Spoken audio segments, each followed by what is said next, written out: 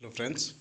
आज बहुत दिनों के बाद आप लोगों से मुलाकात हुई है और मैं आपसे बहुत दिनों से इस चीज़ के बारे में डिस्कस करना चाह रहा था कि ऐसा भी कुछ मशरूम में होता है।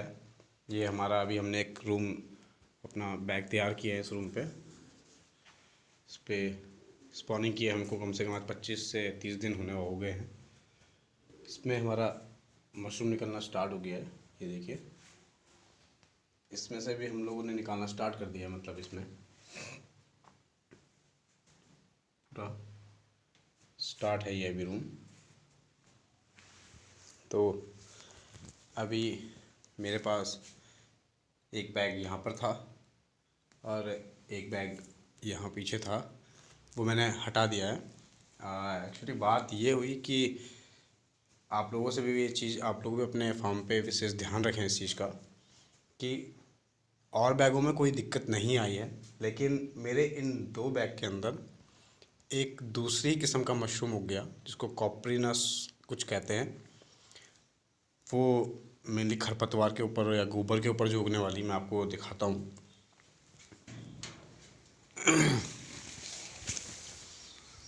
तो वो गोबर के ऊपर उगने वाली एक खरपतवार है, मतलब मशरूम के ऊपर उगने वाली खरपतवार। मतलब उसको वो हम लोग खाने में यूज़ नहीं करते हैं, होती वो मशरूम की प्रजाति है एक।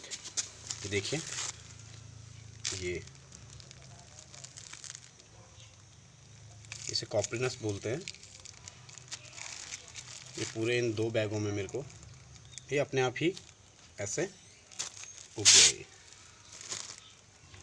ये दूसरे बैग में भी था पूरा। ये आप देख रहे हैं, ये बिल्कुल मशरूम के जैसा ही है, लेकिन ये खाने वाली मशरूम नहीं होती है। ये देखिए, टॉक्सिक होती है काफ़ी। तो इस टाइप से भी आपके मशरूम के फार्म के अंदर कुछ भी कोई दूसरी टाइप की मशरूम उगने लगे तो आपको इस चीज़ का विशेष ध्यान रखना है कि आपको साफ़ सफाई, बिल्कुल सबसे ज़्यादा ज़रूरी है साफ़ सफाई रखना। गर्मियाँ हो गई हैं, ह्यूमिडिटी बहुत ज़्यादा डाउन हो जाती है, बहुत जल्दी डाउन होना शुरू होती है ह्यूमिडिटी। और उससे भी ज़्यादा जो ज़रूरी चीज़ है वो हमको ये ध्यान रखनी है कि बैग के अंदर का टेम्परेचर क्या जा रहा है। क्योंकि अगर बैग के अंदर का कोई टेम्परेचर, अब अगर आपका इसमें आपको दिख नहीं रहा होगा ढंग से, आपको मैं अपने हाथ से इंडिकेशन कर देता हूँ कि इस समय पारा लगभग यहाँ पर है और ये पॉइंट है करीबन 30 डिग्री का। तो 30 डिग्री के आसपास भूसे के अंदर का टेम्परेचर पहुँच रहा है। तो इससे बहुत सारी समस्या आ जाती हैं। अगर आपके इसमें कहीं से बाहर से कोई गंदगी आ रही है, मक्खियाँ मच्छर आ रहे हैं और वो अगर गलती से इसमें अंडे दे देते हैं तो वो जो अंडे हैं वो लार्वा में बदल जाते हैं।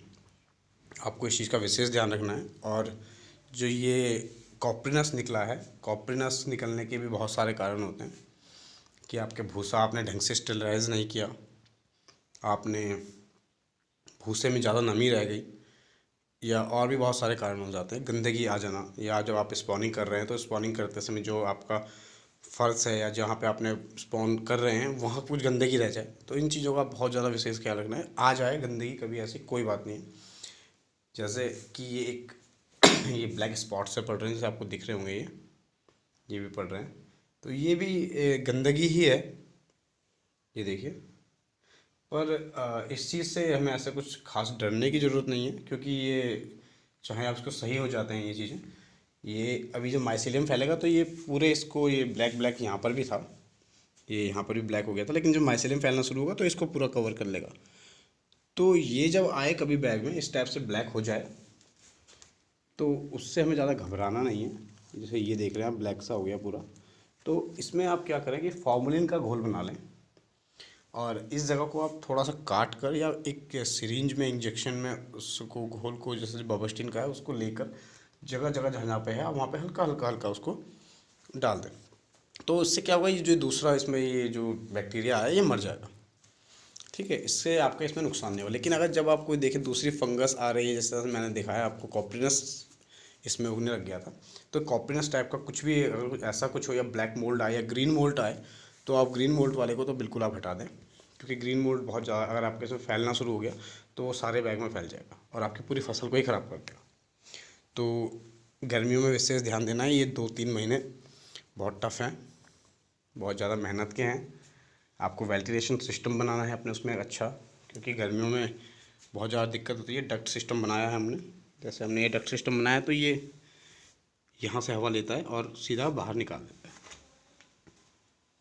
देखिए इस समय हमारे इस रूम की ह्यूमिडिटी भी 81 है और 26.56, मतलब 26 से 27 का हमारा टेम्परेचर रह रहा है। तो आपने इसमें विशेष ध्यान देना है कि अपने रूम के अंदर आजकल बिल्कुल गंदगी नहीं आने देनी है, क्योंकि गर्मियों का टाइम है। बहुत जल्दी जो भी गंदगी आएगी वो बहुत जल्दी एकदम से ग्रोथ करनी शुरू कर देगी। कोई भी कीटाणु आएगा या कोई भी बैक्टीरिया आ जाएगा तो बहुत जल्दी ग्रोथ कर देगा और आपकी पूरी फसल को भी ख़राब कर देगा। तो आपने ये देखा मैंने कैसे आपको बताया कि किस टाइप से ये आता है और कैसे कैसे हो सकता है, किस टाइप से इसका पता लगे।